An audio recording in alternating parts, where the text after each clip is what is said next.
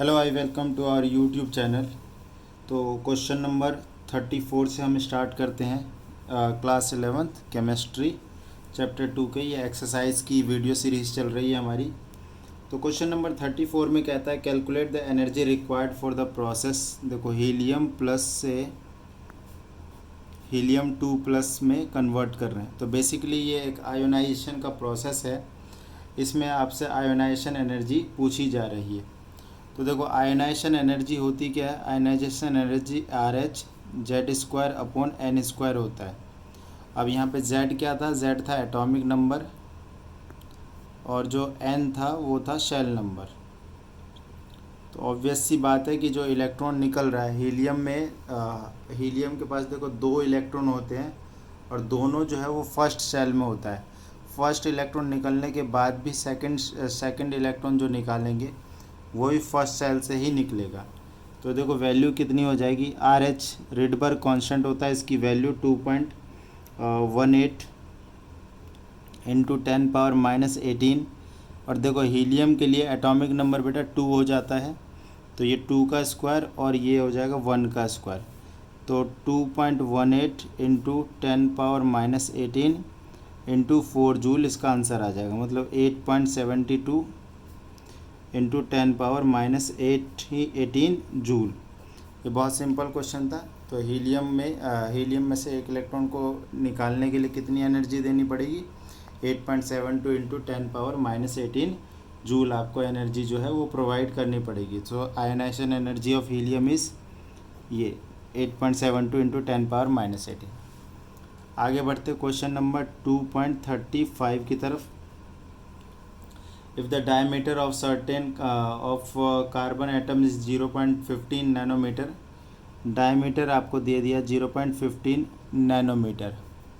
आगे क्या बोल रहा है इसमें, calculate the number of carbon atom which can be place side by side in a straight line across the length of scale of. देखो कह रहा है कि एक 20 सेंटीमीटर लंबी आपके पास स्केल है और इस पर हमें कार्बन एटम को लगाने हैं और ये टोटल लेंथ है 20 सेंटीमीटर की।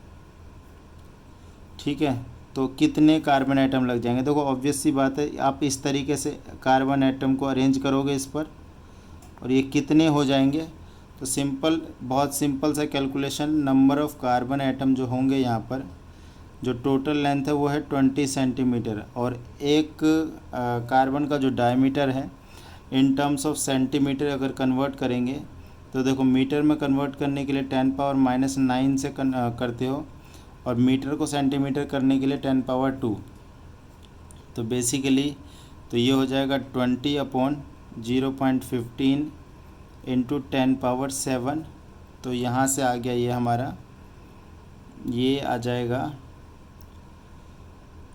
20/15 इंटू 10⁻⁹ और ये हो गया हमारा 15 और 4 15 2 जा, मतलब इसको डिवाइड कर लो आप। तो देखो 4/3 और ये बन जाएगा आपका 1.33 इंटू 10⁻⁹।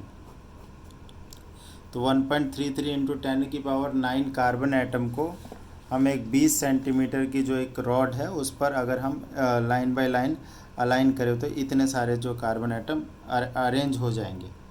क्वेश्चन नंबर 2.35 के बाद क्वेश्चन नंबर 2.36 की तरफ चलते हैं। इसमें बोल रहा है कि 2 into 10⁸ atom of carbon are arrange side by side, calculate the radius of the carbon atom if the length. अब सेम टू सेम क्वेश्चन है, यहाँ पर जो लेंथ दे दिया है वो दे दिया है 2.4 सेंटीमीटर और number of carbon atom arrange किया हुआ है वो भी दे दिया उन्होंने।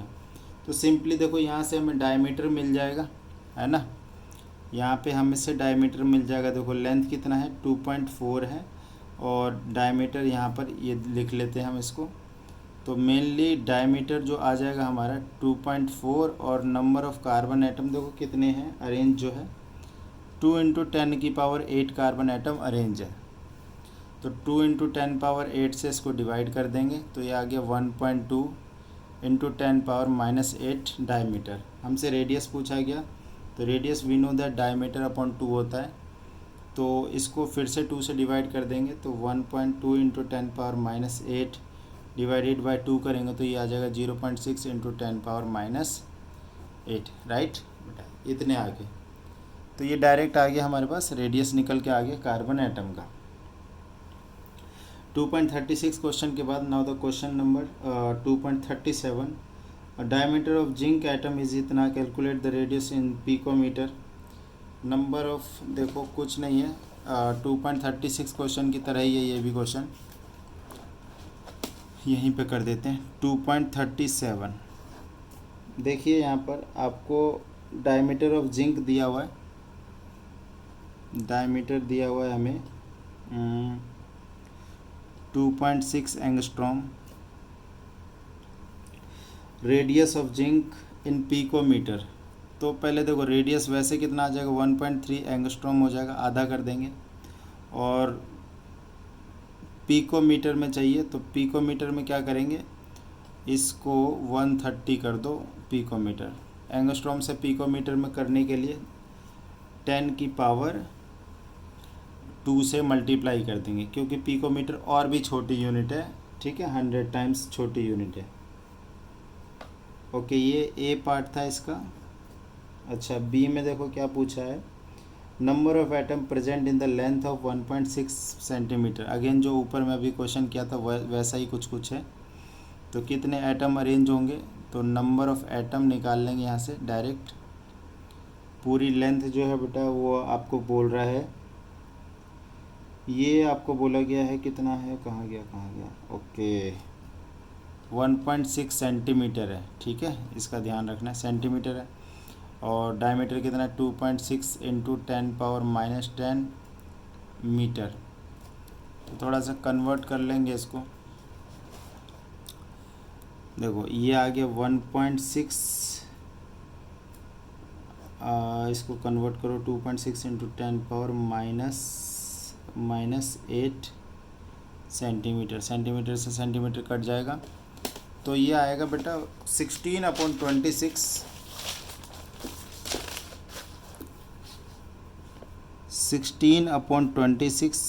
Into 10⁻8, 8/13 into 10⁻8,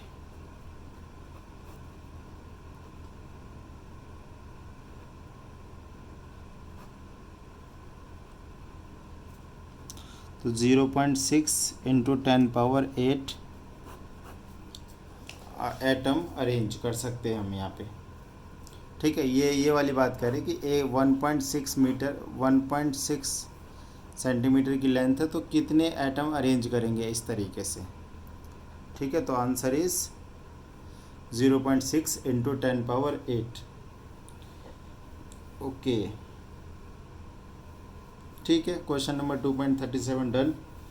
question number 2.38, a certain particle carries, charge दिया हुआ है, इसमें चार्ज आपको दिया हुआ है 2.5 into 10⁻⁻16 coulomb. Calculate the number of electron. Okay, electron पे देखो चार्ज कितना होता है, 1.6 इंटू 10⁻⁻19 कूलम। तो नंबर ऑफ इलेक्ट्रॉन कैसे निकालना है, डिवाइड कर दो सिंपल, टोटल चार्ज अपॉन में एक इलेक्ट्रॉन के चार्ज। चार्ज क्वांटाइज होता है ना, ये फार्मूला होता है Q = NE, तो N निकालना है तो Q/E हो जाएगा, चार्ज क्वांटाइजेशन। तो आपका ये है 2.5 इंटू 10⁻⁻16 अपॉन 1.6 इंटू 10⁻⁻19, तो ये हो गया 2.5 अपॉन 1.6 इंटू 10⁻3, ठीक है। तो ये 25 को 16 से डिवाइड कर देंगे,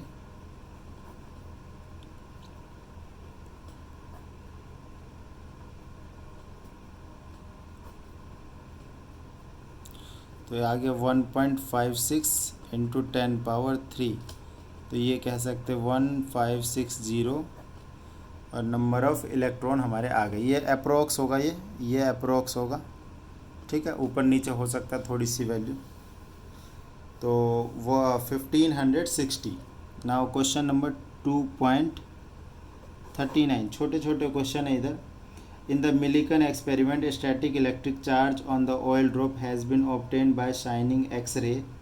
If the static electric charge on the electron oil drop, देखो चार्ज दिया हुआ है एक तरह से यहाँ पर इलेक्ट्रॉन टोटल चार्ज दिया हुआ है दैट इज़ 1.282।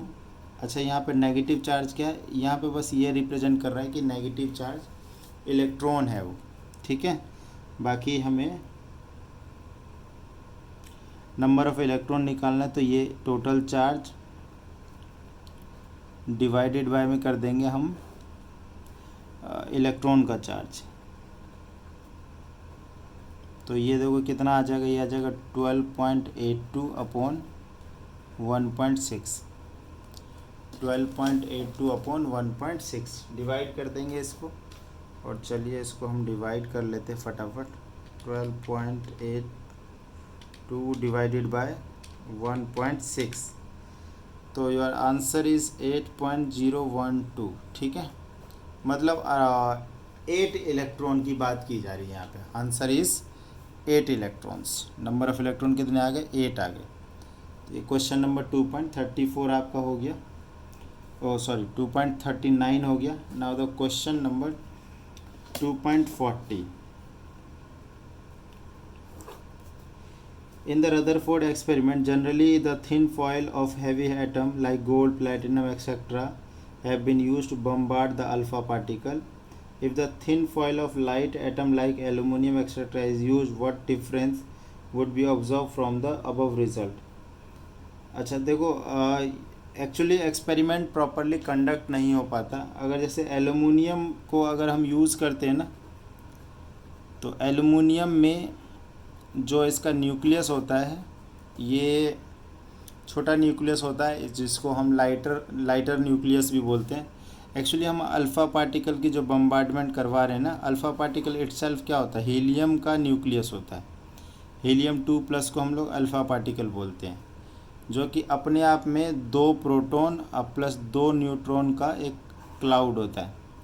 तो जब ये इस टाइप के न्यूक्लियस से जब टकराएंगे, तो यहाँ पर जो रिजल्ट्स जो है प्रॉपर नहीं आएंगे, जो डेविएशंस है वो ज़्यादा देखने को मिल जाएंगे, और 180 डिग्री वाला जो डेविएशन है वो बहुत कम दिखेगा। एक्चुअली क्या होता है, जो गोल्ड का जो न्यूक्लियस होता है ना बेटा, वो उसमें बहुत सारे प्रोटॉन होते हैं।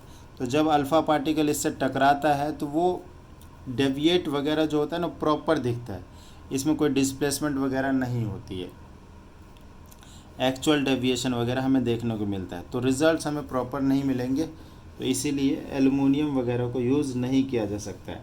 पूछ रहे कि what difference would be observe from the above result. तो डिफरेंस, तो क्वेश्चन में ये है कि डिफरेंस क्या होगा, तो मेनली यही डिफरेंस होगा कि क्योंकि देखो इनका न्यूक्लियस छोटा है, तो यहाँ पर प्रॉपर डिफ्लेक्शन नहीं होगा, no proper deflection of alpha particle will observe, ठीक है। प्रॉपर डिफ्लेक्शन हमें ऑब्जर्व नहीं होगा, तो ये जो है डिफरेंस देखने को मिलेगा। ना क्वेश्चन नंबर 2.41 की तरफ आते हैं। सिंबल दिस ब्रोमीन के सिंबल है, ब्रोमीन कह रहा है कि 7935 को हम ब्रोमीन 79 लिख सकते हैं, no problem. Where as symbol Br 7935 and Br 35 not acceptable।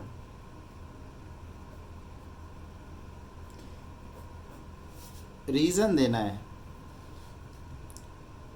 अब इसमें इसको ये लिख रहे हैं तो ठीक है, बट ये ठीक नहीं है, क्यों?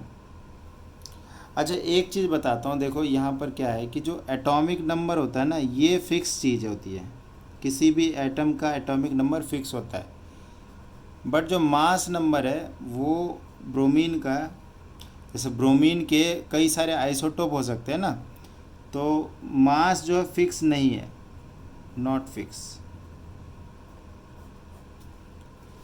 इसीलिए आप एटॉमिक नंबर लिखो चाहे मत लिखो, उससे फ़र्क नहीं पड़ रहा है। आप ब्रोमीन लिख रहे हो ना, आप ब्रोमीन का एटॉमिक नंबर यहाँ पे लिखो चाहे मत लिखो, नो प्रॉब्लम। आपको मास दिखाना पड़ेगा ना, क्योंकि ब्रोमीन के 2 आइसोटोप होते हैं। इसीलिए कि यहाँ पे देखो मास नंबर मेंशन है तो ये एक्सेप्टेबल है, बट ये जो है ना सेकंड वाला, ये एक्सेप्टेबल नहीं है, क्योंकि हमने देखिए इसमें क्या कहाँ गया क्वेश्चन नंबर।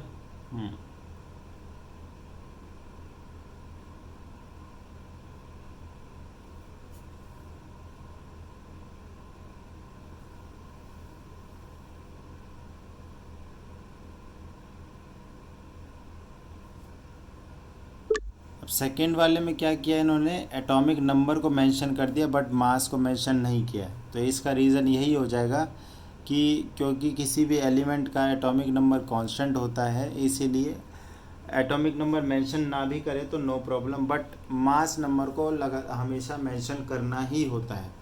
तो इसीलिए कह रहे हैं कि ये एक्सेप्टेबल है but this is not acceptable. ठीक है ना। तो क्वेश्चन नंबर 2.42, क्वेश्चन नंबर 2.42 में an element with mass number 81 contain 31.7% more neutron as compare to proton, assign the atomic symbol. ठीक है, क्वेश्चन नंबर 2.42। तो हम इसमें क्या कर लेंगे कि प्रोटॉन के नंबर को x मान लो, तो जैसे कि बोल देंगे let the number of proton in element be x। ठीक है, प्रोटॉन की संख्या हमने x मान ली, तो number of neutron therefore number of neutron कितने हो जाएंगे, तो नंबर ऑफ न्यूट्रॉन बोला गया है 31.7% मोर, तो x प्लस 31.7% ऑफ x, इतने न्यूट्रॉन हो जाएंगे। ठीक है, दैट मीन्स अगर इसको हम सॉल्व करें ना, तो ये वैल्यू आ जाएगी हमारी 131.7x अपॉन 100, ये वैल्यू आ जाएगी। ठीक है, और सिंप्लीफाई करेंगे तो ये आ जाएगा 1.317x। ठीक है, अच्छा क्वेश्चन में क्या बोल रहा है कि मास नंबर 81 दिया हुआ है, और मास क्या होता है, प्रोटॉन प्लस न्यूट्रॉन को ही हम मास नंबर बोलते हैं। दैट मीन्स प्रोटॉन हमने क्या माने, हमने x माने हैं, और न्यूट्रॉन हमारे इतने आ रहे हैं, तो x plus 1.317 according to question equals to क्या हो जाएगा 81। ठीक है, तो ये वैल्यू कितनी आ गई 2.317x इक्वल्स टू 81। यहाँ से बेटा x की वैल्यू आ गई 81 अपॉन 2.317, और इसको जब हम डिवाइड करेंगे तो वैल्यू आ जाएगी 34.95, राइट। मतलब ये लगभग क्या आया है 35 आया है। कितने प्रोटॉन हो गए, 35 प्रोटॉन हो गए, और 35 प्रोटॉन किस में होता है, ब्रोमीन में होता है। तो सिंबल बताना था, तो ये Br है, इसका मतलब 35 इसका एटॉमिक नंबर है, और मास नंबर 81 है, ये ब्रोमीन का आइसोटोप है। ठीक, okay. Now the question number next is 2.43।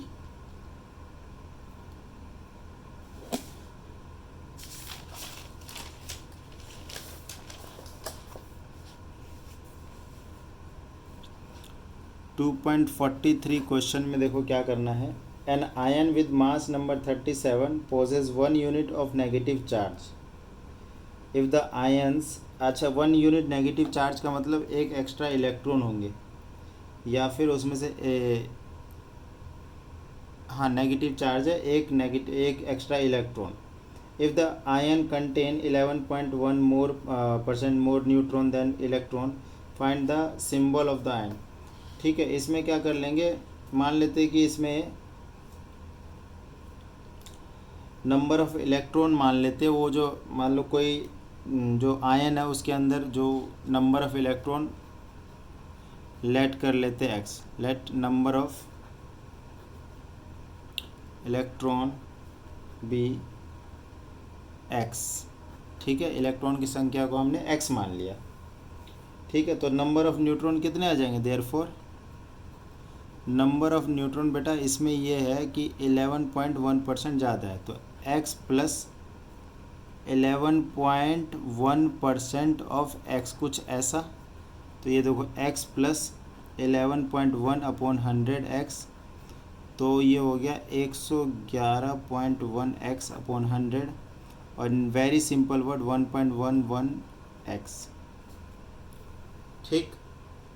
चलो जी, इलेक्ट्रॉन ये है और ये है प्रोटॉन, ठीक।